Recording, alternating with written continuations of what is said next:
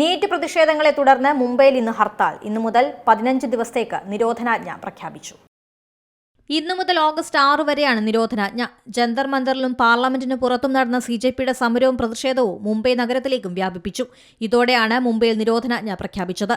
Parliament മാർച്ചിൽ വിദ്യാർത്ഥികളെ മർദ്ദിച്ചതിൽ പ്രതിഷേധിച്ച് വഞ്ചിത് ബഹുജൻ അഘാഡി പ്രഖ്യാപിച്ച ഹർത്താൽ മുംബൈയിൽ പുരോഗമിക്കുന്നു.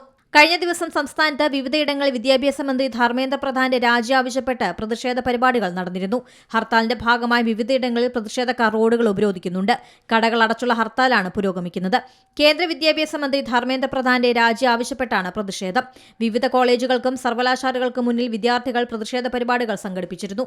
നീറ്റ് ഉൾപ്പെടെയുള്ള വിവിധ മത്സര പരീക്ഷകളിലെ ക്രമക്കേടുകൾക്കെതിരെ കോക്രോച്ച് ജനതാ പാർട്ടി നടത്തുന്ന പ്രക്ഷോഭം രാജ്യം മുഴുവൻ പടർന്നു പിടിക്കുകയാണ്. National desk C Malayalam news. ഏറ്റവും പുതിയ വാർത്തകളും വിശേഷങ്ങളും വിരൽത്തുമ്പിലറിയാൻ സി മലയാളം ന്യൂസ് എല്ലാ ഡിജിറ്റൽ പ്ലാറ്റ്ഫോമുകളിലും ലഭ്യം.